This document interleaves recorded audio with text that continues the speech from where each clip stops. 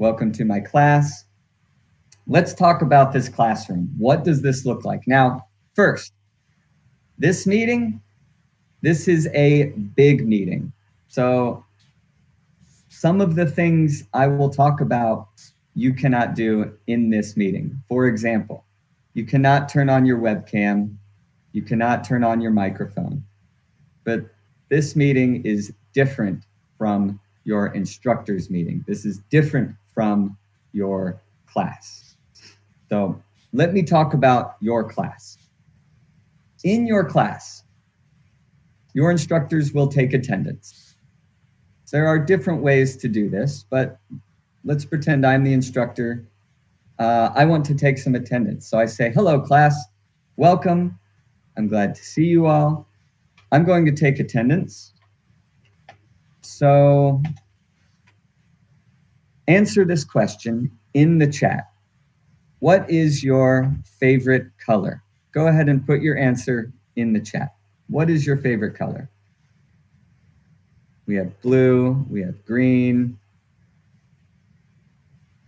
black, pink, purple, rainbow, sky blue, lots of blacks and greens and grays, red, very nice. So we may have 350 lines of text here, but as the instructor, now I can go back after class and I can say, oh, Ziad was here, Nasser was here, oh, Hannah was here, Dawood was here, Chenlong was here, and I can look through all of the lists and I can see that you were all here in class because you answered the question. So your instructor may ask you to put an answer in the chat at the beginning of class. They may ask you to put an answer in the middle, or they may ask you for an answer at the end of class. When they ask, be prepared to put your answer in the chat room. Now, they may also ask you for longer answers in the chat. For example, they may ask you to respond to an article or to a short writing, and then we can use that writing as part of the lesson in the class. So the chat is one important way that you can participate in your online classes through Zoom. Another thing that you can do, and let me just share my screen. Here we go. Another thing that you can do, in your classroom, you will see this. This is this button, the annotate button, you can use to draw on the screen. You can draw on the screen in your teacher's class. And there are many different things you can do. For example, let's say we are on Wikipedia. We are doing a lesson on William Reynolds. Your instructor may say, students, we're doing a lesson on nouns. Please underline the nouns. And as a student, you can underline, you can draw squares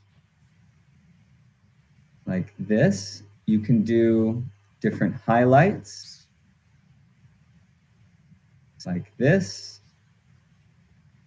And you can participate in different ways using this tool. Now, again, this meeting, you cannot do this. That's because this meeting is a big meeting. We have 350 students. So this meeting, we cannot draw on the screen. But in class with your students, you can, with your fellow students, with your instructor, you can draw on the screen. And we will talk about classroom behavior and respect in a little bit. So you can also put check marks. You can put little X's. If you really like something, you can put little hearts. So lots of different ways to participate on the screen with your instructor's lesson. And they will tell you when they want you to participate and to draw on the screen. Another thing, I'm going to stop my share real quick. Another thing that you can do is, let's say your instructor has a presentation. If your instructor says, we need you to do a presentation, all you have to do is click share. This button right here. You click share and you can share your screen. You can show your presentation. You can show any documents that you want with the whole class. All of your students and your instructors can see it. Again, in this meeting, we cannot do this, but in your small classes with your instructor, you can share your screen. And finally, some of those, there will be a lot. Yes, students can share stuff. I mean, for example, right now, I am sharing my screen with you.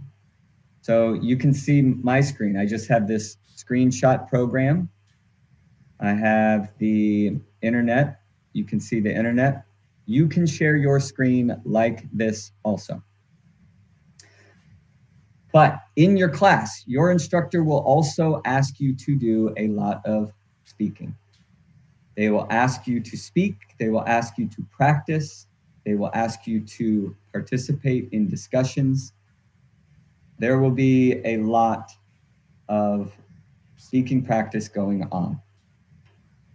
In Zoom, just like in the regular classroom, they will separate you into small groups.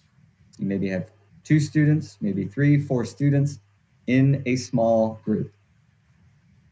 In class, at the ELS Center, your teacher walks around and they listen and they give you feedback, they give you corrections, they talk about your English.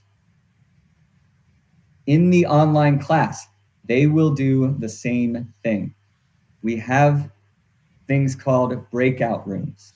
So I click a button, you get an invitation. Go to the breakout room.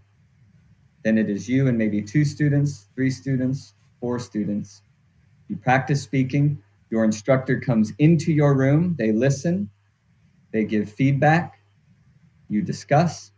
Then they go to the next room. And at the end, they all come back to the main classroom. They all come back to the main classroom. So you will be able to practice a lot of speaking and a lot of discussion in your online classes, just like you do with the face-to-face classes.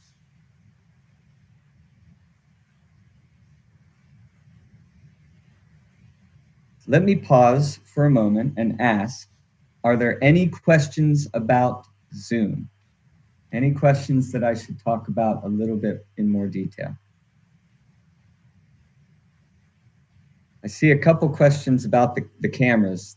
I'll talk about those in a moment, but yes, you can show your face using your webcam.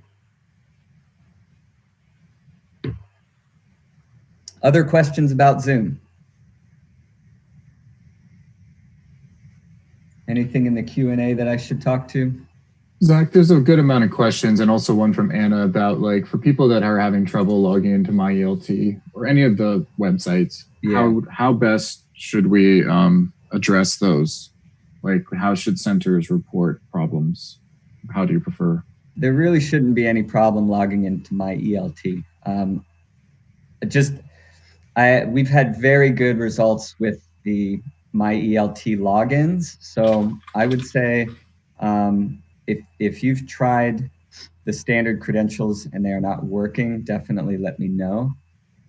But in almost every case we've had since January, MyELT